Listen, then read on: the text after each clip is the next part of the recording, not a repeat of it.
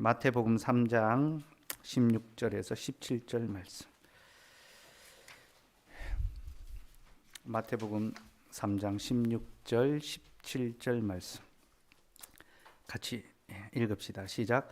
예수께서 세례를 받으시고 곧 물속에서 올라오실 때 하늘이 열리고 하나님의 성령이 비둘기같이 내려 자기 위에 임하심을 보시더니 하늘로부터 소리가 있어 말씀하시되 이는 내 사랑하는 아들이요 내 기뻐하는 자라 하시니라. 아멘. 하나님은 영원 전부터 삼위일체 하나님으로 존재하십니다. 하지만 자신이 삼위일체라는 것을 구약 시대에는 나타내지 않으셨습니다. 감추어 두셨습니다. 왜냐하면 그때는 하나님이 그렇게 자기를 나타내셔도 우리가 도무지 이해할 수 없기 때문이에요. 그래서 구약에도 삼위일체의 그 흔적은 있지만, 힌트는 있지만 구체적으로 하나님이 자신을 삼위일체로 성부와 성자와 성령으로 존재하신다는 것을 나타내지 않으셨습니다. 그러시다가 신약에 자신을 삼위일체 하나님으로 드러내셨는데, 왜 자기를 신약 시대에 드러내셨냐면 예수 그리스도를 이 땅에 보내심으로 자기를 드러내셨습니다. 이 말은 우리가 삼위일체 하나님을 이해하는 것은 오직 예수 그리스도를 통하여 알 수 있다는 거예요. 곧 육체로 오신 예수님을 볼 때에 그 아들이신 예수님을 통하여 아버지 하나님이 계시구나, 그리고 성령 하나님이 계시구나를 우리가 알 수 있기 때문에, 그래서 그리스도를 보내심으로써 하나님은 자신을 삼위일체 하나님으로 계시하고 드러내셨습니다. 예수님께서는 이 땅에서 아버지를 나타내 보이셨고 또 성령 하나님이 행하실 것에 대해서 예언하셨죠. 근데 그런 삼위일체 하나님을 가장 선명하게 보여주는 자리가 바로 세례의 자리입니다.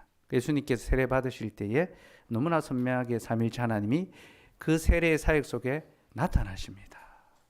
그래서 아들은 세례를 받고 올라오시고 성부는 아들을 사랑하시고 성령은 그 아버지의 사랑을 계시하시죠. 드러내시죠. 그래서 16절에 17절 다시 보면 예수께서 세례를 받으시고 곧 물에서 올라오실 때 하늘이 열리고 하나님의 성령이 비둘기같이 내려 자기 위에 임하심을 보시더니 하늘로부터 소리가 있어 말씀하시되 이는 내 사랑하는 아들이요 내 기뻐하는 자라 하시니라. 그러니까 세례를 베푸는 그 자리가 삼위일체 하나님이 가장 선명하게 드러나는 것이고, 또 그때 드러나는 하나님은 사랑의 하나님이죠. 그죠? 우리를 그 자녀로서 사랑하시는 하나님을 나타내 보여주는 거예요. 그러니까 예수님의 이 세례는 삼위일체의 속성을 보여주기도 하지만 우리가 받는 세례가 무엇인지도 보여줍니다. 그래서 마태복음 28장 19절 20절 한번 보시면요, 예수님께서 이제 세례를 명하시는데 19절 한번 읽읍시다. 19절 19절 20절 같이 읽읍시다. 시작. 그러므로 너희는 가서 모든 민족을 제자로 삼아 아버지 아들과 성령의 이름으로 세례를 베풀고 내가 너희에게 분부한 모든 것을 가르쳐 지키게 하라. 볼지어다 내가 세상 끝날까지 너희와 항상 함께 있으리라 하시니라. 자신의 세례를 통하여 삼위일체 하나님의 사역을 보여주신 주님은 이제 모든 믿는 자들에게 세례를 베풀게 하셨고, 이 세례를 통하여 삼위 하나님의 사역, 곧 하나님이 영원히 우리와 함께 하시고 우리를 지키시고 돌보실 것에 대한 약속을 베풀어 주십니다. 그래서 우리는 삼위일체 하나님 이름으로 세례를 받습니다. 세례를 받는다라는 것은 우리가 삼위일체 하나님을 믿고 고백한다는 것이고, 또 그 세례를 통하여 우리가 하나님의 사랑을 확증하게 됩니다. 그러니까 세례를 통해 하나님이 자기의 사랑을 우리에게 표하고 인쳐 주십니다. 내가 너를 얼마나 사랑하는지 자 봐라. 세례를 통하여 보여주고, 세례는 우리의 죽음과 살아남을 보여주잖아요. 그래서 하나님 우리를 죽음에서 살리셨다는 걸 보여주고, 또 세례는 인해 주는 겁니다. 너는 내 사랑하는 자녀다. 도장을 꽉 찍어서 결코 이것을 물을 수 없도록. 계약서에 도장 딱 찍으면 계약이 이행돼야 되잖아요. 그렇죠? 하나님 반드시 지키신다. 그래서 우리가 성부의 이름으로 세례를 받는다는 것은 하나님이 우리와 영원한 언약을 맺으셨다는 것을 보여주는 겁니다. 그래서 우리에게 부모가 그 자녀에게 필요한 것을 제공하는 것처럼 모든 것을 제공해 주시고, 또 우리를 그 상속자로 삼아 주셨다는 걸 보여주고, 성자의 이름으로 세례를 받는다는 것은 우리의 모든 죄를 그리스도의 피로 씻겨 주셨다. 그리고 그리스도가 죽으시고 부활하신 것처럼 우리도 죽고 부활할 것에 대한 약속을 해주시는 거고요. 성령의 이름으로 세례를 받는다는 것은 성령께서 우리 안에 거하시면서 우리와 함께 하시고 영생의 복을 누리게 해주시겠다. 그 약속이 담겨 있습니다. 그래서 하나님을 삼위일체 하나님으로 이해하는 것은 하나님이 우리를 위하여 베푸신 사랑이 무엇인지를 구체적으로 확인하는 것이고 고백하는 것이고 누리는 것입니다. 그래서 삼위일체 하나님을 이렇게도 표현할 수 있습니다. 성부 하나님은 우리 위에 계신 하나님. 그분은 우리 위에 계시잖아요, 그죠? 하늘에서 우리에게 사랑을 베푸시고, 성자 예수님은 우리 곁에 오신 하나님. 우리 곁에 오셔서 우리와 함께 해주시고 우리를 구원해 주시고, 그리고 성령 하나님은 우리 안에 오신 하나님. 우리 안에 거하시며 영생의 복을 누리게 해주신다. 그래서 우리 위에, 우리 곁에, 우리 안에 삼위 하나님께서 역사하시고요. 저는 이렇게도 또 적용할 수 있다고 생각합니다. 성부 하나님, 우리를 만드신 하나님. 성부께서 우리를 만드셨습니다. 그리고 성자 예수님은 우리와 같아지신 하나님. 그 만드신 분이 만드신 것과 같아지셨어요. 왜 같아지셨습니까? 우리를 구원하시기 위해서죠. 그래서 우리를 구하기 위하여 우리와 같아지신 하나님. 성령 하나님은 우리를 돌보며 섬기신 하나님. 우리를 섬겨주시는 하나님. 그래서 우리의 연약함을 다 돌아보시고 말할 수 없는 탄식으로 우리 속에서 강구하시잖아요. 그러니까 삼위일체 하나님을 믿는다는 것은 멀리 있는 신학적인 어떤 이론적인 하나님을 믿는 것이 아니라 정말로 사랑의 하나님이시며 우리의 삶에 아주 세밀하게 간섭하시는, 곧 우리가 살아가면서 만나는 모든 어떤 어려움과 불안과 염려와 근심의 그 모든 자리에서 사랑의 하나님을 마주하게 되고 위로를 얻게 되는 것. 그게 삼위일체 하나님을 신앙하는 신앙의 유익입니다. 그래서 여러분들이 삶을 살아가면서 많은 고민의 문제와 답답한 문제와 실패와 낙담의 문제를 만날 때마다 우리와 같아주신 주님이 어찌 우리의 아픔과 고통을 모르시겠는가? 우리를 위해서 일하시는 하나님께서 어떻게 우리의 필요와 이 현실의 문제를 해결해 주시지 않겠는가? 그 하나님을 기억하는 거죠. 그래서 내 삶의 모든 어려움의 문제들마다 삼위 하나님 우리에게 이제 위로가 됩니다.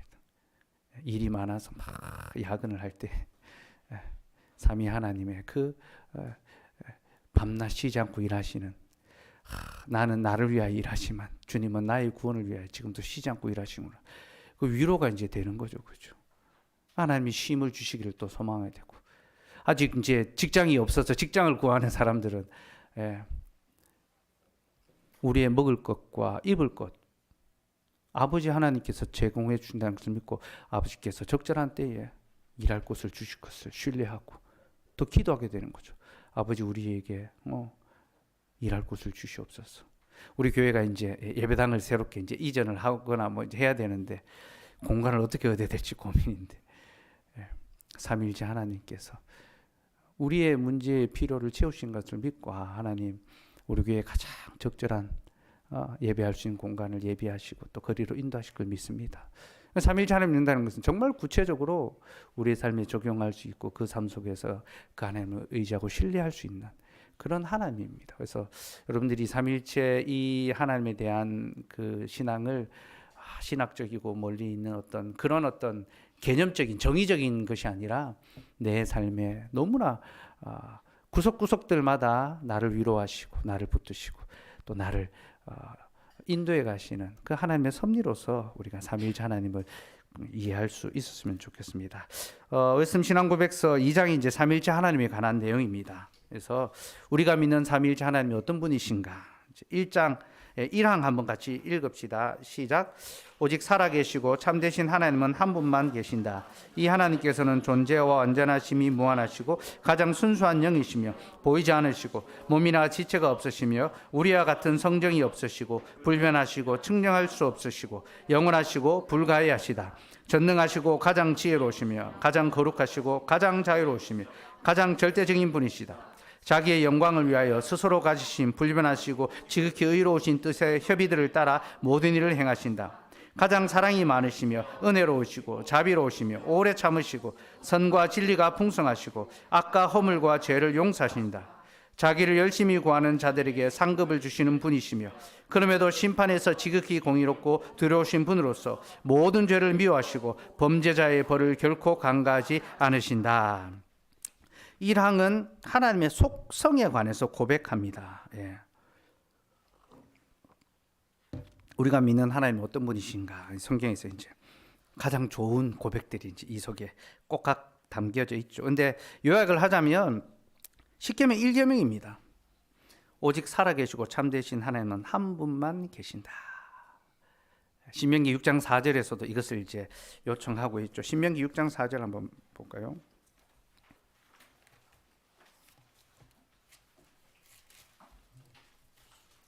자, 하나님은 처음부터 신앙 고백을 요구하십니다. 그 신앙 고백의 내용이 뭔가? 6장 4절. 예.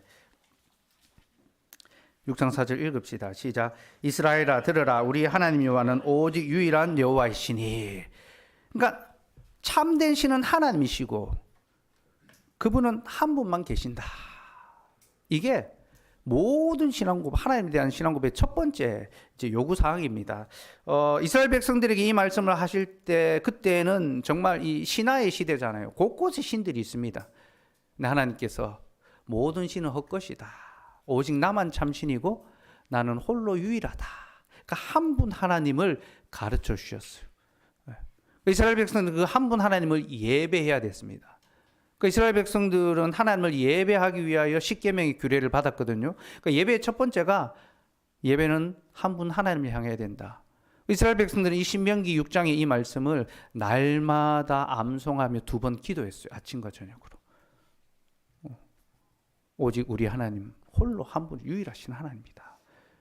그 한 분 하나님을 향하여 아침과 저녁으로 매일같이 기도하며 그들은 경배와 예배의 삶을 이제 살았거든요. 이게 십계명 제1계명이고 우리 신앙 고백서는 그 1계명과 연결해서 하나님을 그렇게 고백하고 있습니다. 그래서 하나님의 속성을 소개함에 있어서 부정어와 최상급의 용어를 교차합니다. 그러니까 하나님은 무엇 못하지 않으시다. 그러니까 인간과 같지 않다는 측면에서 하나님은 변함이 없으시다. 그죠? 불변하시다. 우리와 같은 성정이 없으시다. 측량할 수 없으시다. 불가해. 우리가 다 이해할 수 없다. 그래서 인간과 다른 측면에서 부정어를 씁니다. 우리와 같지 않으시다. 그리고 하나님의 속성적 측면에서 긍정어를 최상급을 씁니다.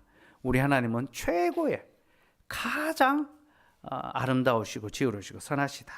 그래서 그렇게 이제 소개를 하고 있습니다.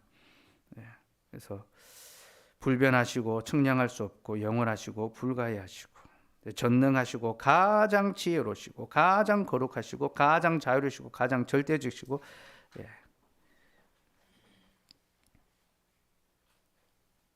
그게 하나님의 속성입니다. 자, 이 하나님의 속성은 하나님의 일하심으로 연결됩니다. 그러니까 하나님은 스스로 거룩한 것으로만 만족하는 것이 아니라 그 거룩하심으로 일을 하십니다.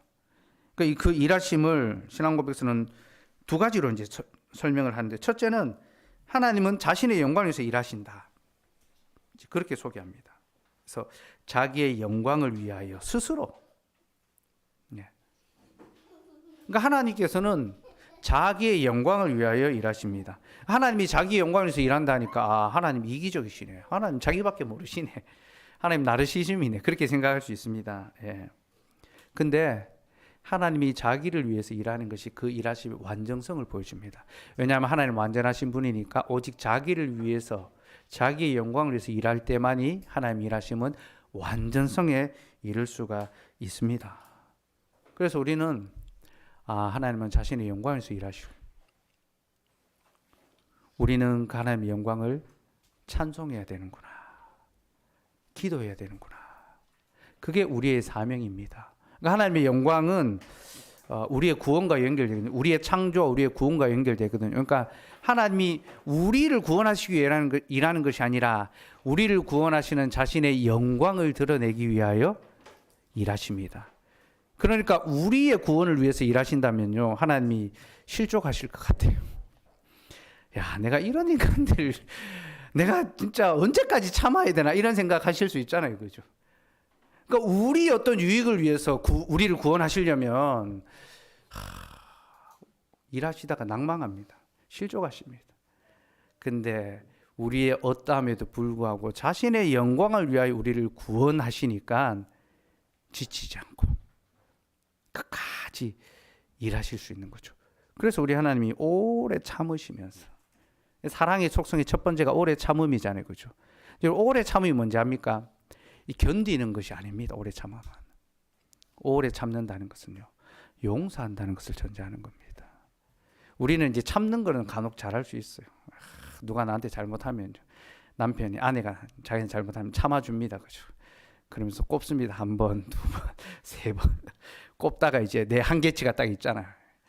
딱 거기에 도달하면 이제 어떤 사람은 한 3번 만에 폭발하고, 어떤 사람은 5번 만에 폭발하고, 저 같은 사람은 10번 만에 이제 죄송합니다. 예.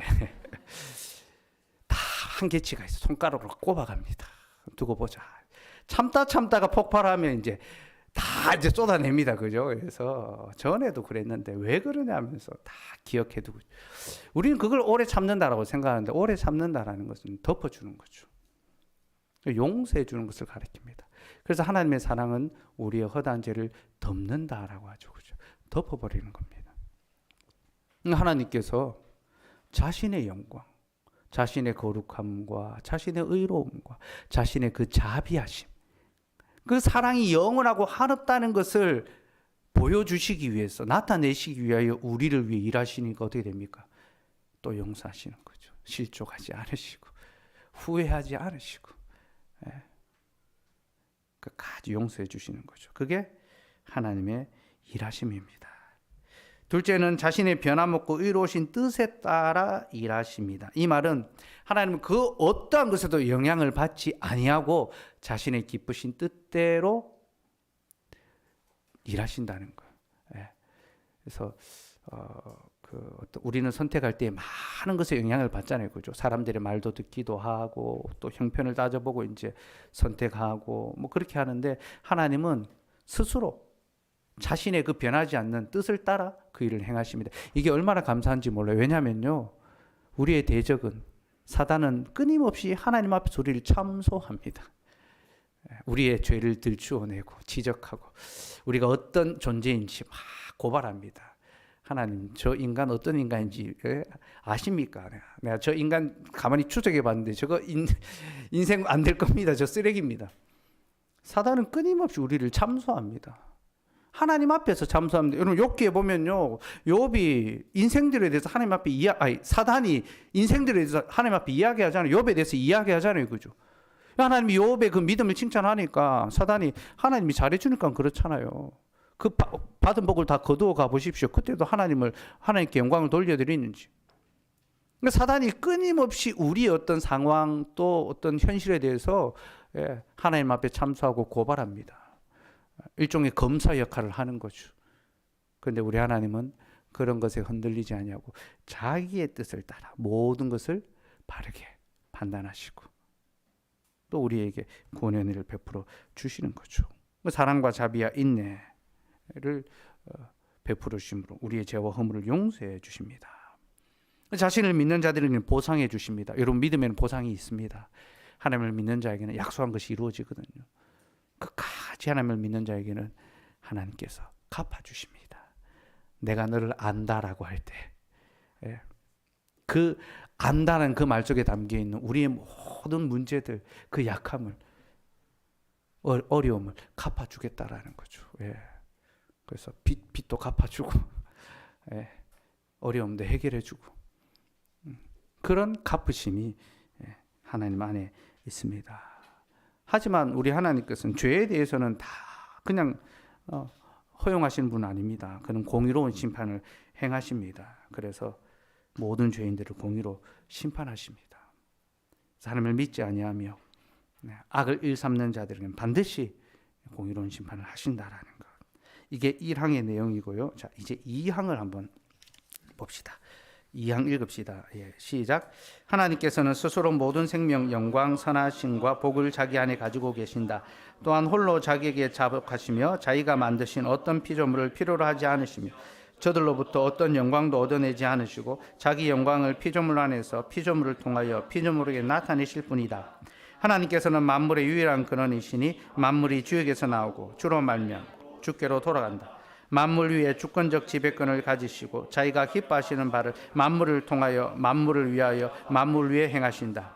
그분 앞에는 만물이 열려 있고 명백하다. 그분의 지식은 무한하고 무오하며 피조물에 의지하지 않으시니 어떤 것도 우연적이거나 불확실한 것이 없다.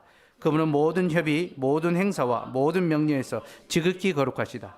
천사와 사람과 다른 피조물들은 그분이 받으시기를 기뻐하시는 여한 예배, 경배와 순종이라도 돌려드려야 한다. 1항이 하나님의 속성을 말했다면 2항은 하나님과 피조물의 관계. 그러니까 사랑이신 하나님께서 이 세상을 만드셨는데, 우리를 만드셨는데 그 하나님과 피조물, 우리의 관계가 어떠한가. 첫 번째 내용은 하나님은 만복의 근원이라는 겁니다. 하나님은 모든 좋은 것을 다 가지고 계십니다. 만복의 근원, 모든 복이 하나님께 있습니다. 그리고 스스로 만족하십니다. 부족함이 없으시니까 그분은 스스로 만족하시죠. 그죠? 다 모든 것을 갖고 계십니다. 그래서 피조물의 어떤 영광도 필요로 하지 않으십니다. 우리가 착각하지 말아야 될 것이요. 우리가 하나님께 영광을 돌려드려야지만, 예배를 드려야지만 하나님의 영광을 받으신다. 착각입니다. 그래서 마치 우리가 예배하지 않으면 하나님의 영광을 받지 못하신다라는 그런 개념이 그 안에 녹아 있는 거예요. 그래서 우리가 하나님을 섬긴다라는 그 말을 함부로 쉽게 할 수가 없습니다. 예. 하나님은 이미 충분히 영화로우신 분이십니다.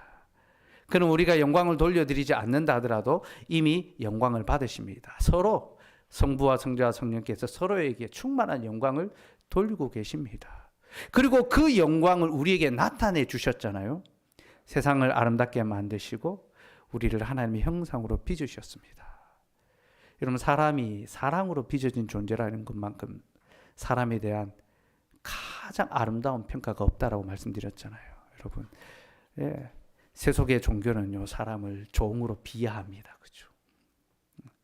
신 앞에 아무것도 아닌 존재로 전락시킵니다. 과학은요, 생물학은요, 인간을 정말 어떤 이 유전자 덩어리로 전락시켜 버립니다. 세포 덩어리로 전락시킵니다. 예. 그래서 인간이 아무것도 아닌 세포 안에서 분화해 가지고 그런 존재가 되었다. 그러니까 동물과 우리의 차이가 없어요, 그죠? 생물학적 차이가 별 것 없는 그런 존재로 비하시켜 버립니다. 그러니까 죄는, 사단은 인간의 존재를 끊임없이 비하시킵니다. 그러니까 우리는 그런 세계관 속에서 살아가고 있어요. 종교, 철학도 마찬가지고, 경제도 마찬가지고, 자본주의 사회에는 인간은 끊임없이 어떤 물질적인 가치로 평가해 버리잖아요. 수치로서 우리의 어떤 존재가 평가됩니다.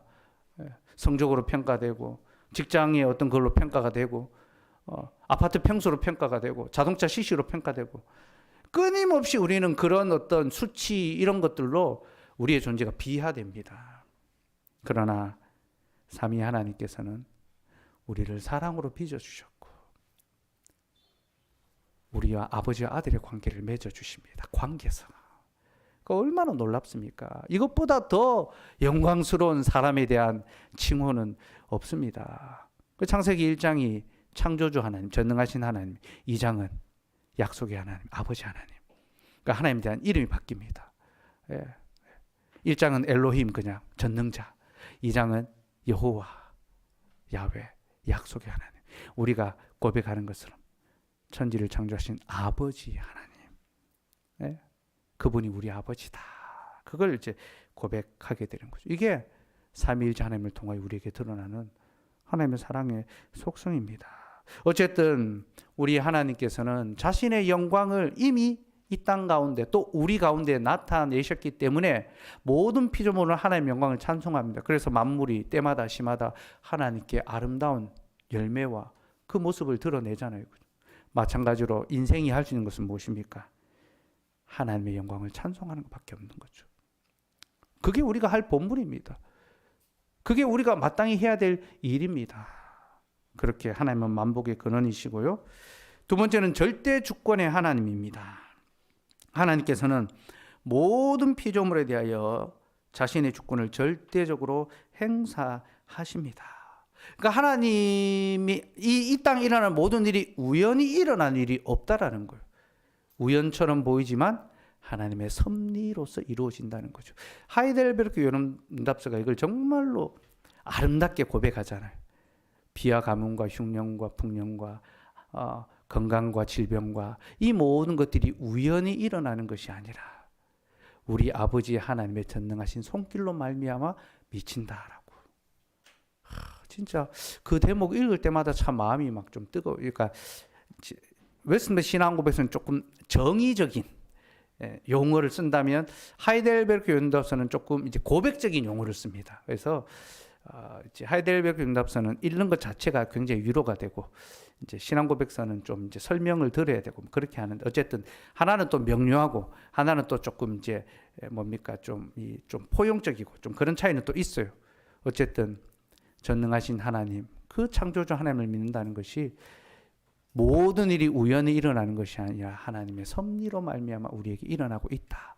그러니까 여러분들이 포항에 거주하고 또 이 교회에 출석하게 된 그 모든 일들도 우연히 된 것이 아니라는 거죠. 하나님의 섭리 가운데 일어난 일이다라는 것. 예. 세 번째는 이제 절대 영광을 나타내십니다. 피조물을 향하여. 예. 하나님께서는 피조 세계에 자신의 영광을 드러내십니다. 그러므로 모든 피조물은 그분의 영광을 경배하고 찬송해야 합니다. 그래서 사람의 제일 된 목적이 무엇입니까? 하나님을 영화롭게 하며 그를 영원토록 즐거워하는 거죠. 그렇죠? 예. 그게 사람의 제일 된 목적이 되는 이유가 바로 하나님께서 자신의 영광을 온 땅에 드러내셨기 때문에 우리의 할 일이 바로 그거죠. 그래서 사람은 예배를 통하여 하나님께 영광을 돌려드리는데 이것은 하나님의 부족한 영광을 채워드리는 것이 아니라 이미 영광스러운 하나님의 영광을 찬송하고 목도하고 누리는 겁니다. 그 영광에 참여하는 거죠. 이렇게 생각하시면 됩니다. 부족함이 없는 정말로 풍성한 이 잔치 자리에 우리가 초대됨으로 말미암아 그 잔치의 어떤 복을 노래할 때에 그 잔치의 복이 더하여지는 건 아닙니다. 그죠? 우리가 뭐 들고 와가지고 그 잔치상에 뭘 더 보태는 거 아닙니다. 그죠? 예. 그러나 그 잔치의 영광을 찬송함으로 그 잔치 우리가 참여하는 거죠. 그죠? 예배가 그겁니다. 하나님께서 우리에게 너 집에서 먹을 거 싸들고 와라 그렇게 말씀하지 않습니다. 너는 내 잔치에 참여해라. 예. 세상의 잔치는 다 들고 가야 됩니다. 결혼식 하면 뭐 축의금 들고 가야 되고 그죠. 공짜 밥이 어디 있습니까, 그죠? 예. 근데 하나님의 잔치는 우리가 들고 갈 게 없어요. 하나님께서 초청해 주시면 기쁨으로 나아가서 그 잔치의 주인을 찬송하고 칭송하고 그 잔치에 참여해서 복을 누리는 것. 그것이 바로 우리의 예배입니다. 그래서 여러분 예배할 때마다 영광의 이 잔치 자리에 나를 불러주시니 내가 영광의 하나님을 찬송하며 그 잔치의 복을 누리겠다. 성찬입니다. 그게 들고 오는 것이 아니라 받아 먹습니다. 그리고 감사하는 거죠. 그래서 성찬은 감사함으로 경배함으로 참여할 수 있는 겁니다. 예. 마지막 3항 우리 같이 읽읍시다. 시작. 신격의 일체로 한 실체와 능력과 영혼의 삼위가 계시니 곧 성부 하나님, 성자 하나님, 성령 하나님이시다. 성부께서는 태어나지도 않고 나오지도 않으시며 성자께서는 성부로부터 영원히 태어나시고 성령께서는 성부와 성자로부터 영원토록 나오신다. 드디어 이제 우리가 고백하는 삼위일체에 대한 고백이 나오는데요. 신앙 고백서는 삼위일체 하나님을 자세하게 설명하기보다 교회가 전통적으로 고백하던 삼위일체 하나님을 다시 한번 확인합니다. 우리가 믿는 하나님은 옛적부터 교회가 고백했던 바로 그 삼위일체의 하나님이다. 그렇게 이제 고백을 합니다. 그래서 하나님은 본성에서는 일치, 한 분 하나님이신 거예요. 본성에서는 차이가 없습니다. 나 위격, 일하심에 있어서는 구별이 되신다. 그래서 성부는 누구에게서도 나시거나 나오지 않으시며 성자는 성부에게서 영원히 나시며 성령은 성부와 성자로부터 영원히 나오신다. 그 말이 그 말 같고 막 좀 혼동스럽기는 합니다. 근데 교회가 왜 이렇게 하나님을 고백해 왔는지 그 이유를 알아야 됩니다.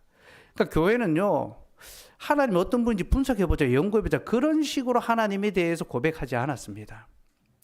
자신들에게 구원을 주신 하나님이 어떤 분이신지를 성경을 통하여 알아갔고 그래서 자신의 구원을 위해서는 우리가 하나님을 이렇게 고백해야 되는구나. 그러니까 구원론과 관계가 있어요. 그러니까 삼위일체에 대해서 철저하게 이단을 배격했던 이유는요, 이것이 우리의 구원과 직결되기 때문입니다. 만약에 삼위일체 하나님을 단일신으로 생각하면, 제가 어제도 말씀드렸지만 제가 집에서 우리 아이들에게는 아버지고 교회에서는 목사고 우리 어머니께서는 아들입니다. 그죠?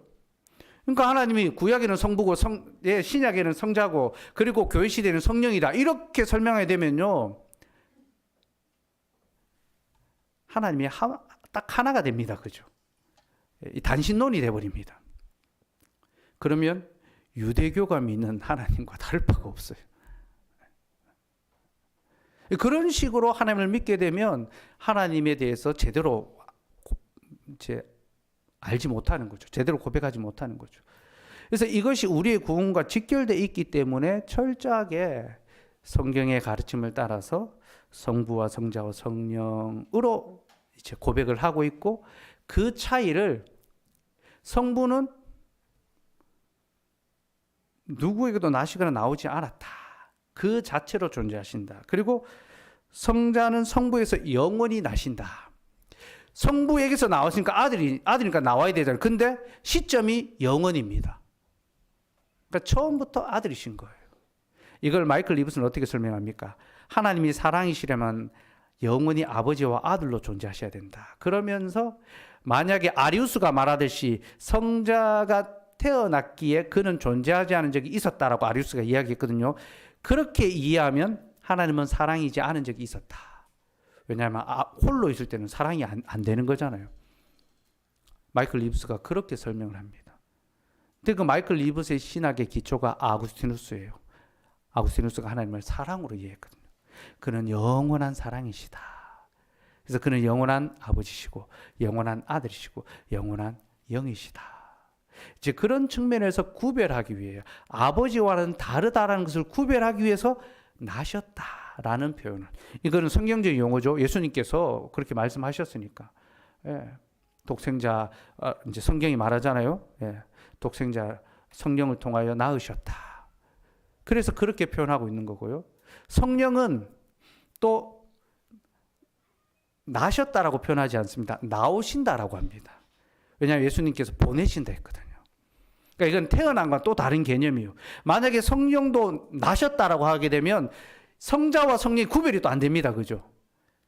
무슨 말인지 알겠죠? 그러니까 성령은 둘째 아들이고 성자는 첫째 아들이고 이런 식으로 이해될 수 있잖아요. 그래서 그는 나오신다. 영은 나오잖아요. 그죠?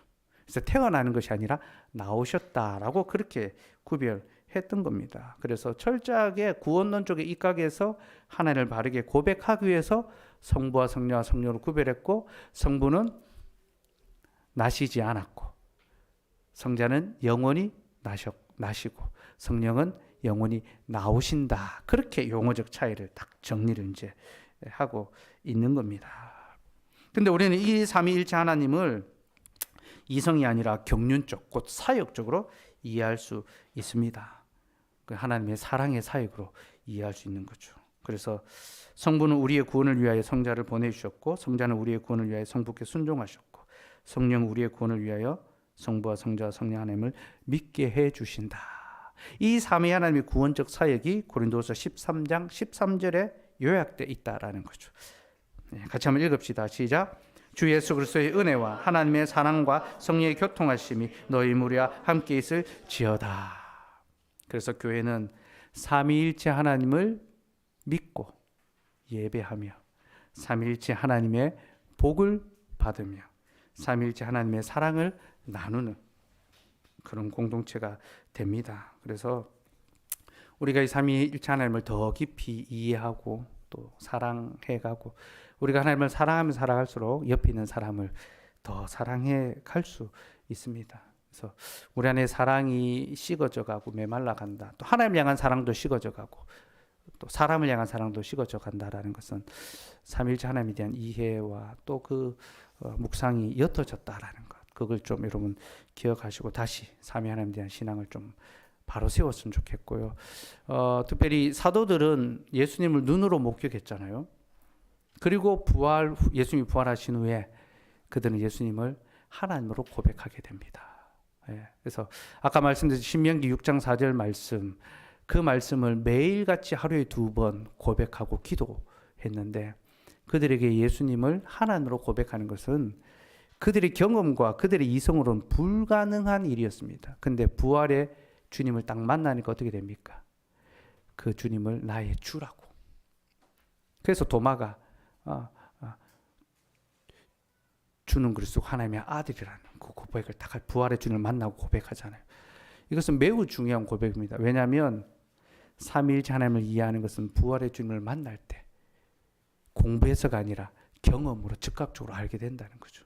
그러니까 여러분들이 정말로 하나님의 사랑을 경험하고 또 누리게 되면요, 우리는 즉각적으로 하나님을 삼위일체 하나님으로 고백할 수밖에 없습니다. 어쨌든 우리의 마음속에 하나님 향한 사랑이 더 깊어져 가고 또 더 많이 그 사랑을 나눌 수 있기를 간절히 소망합니다.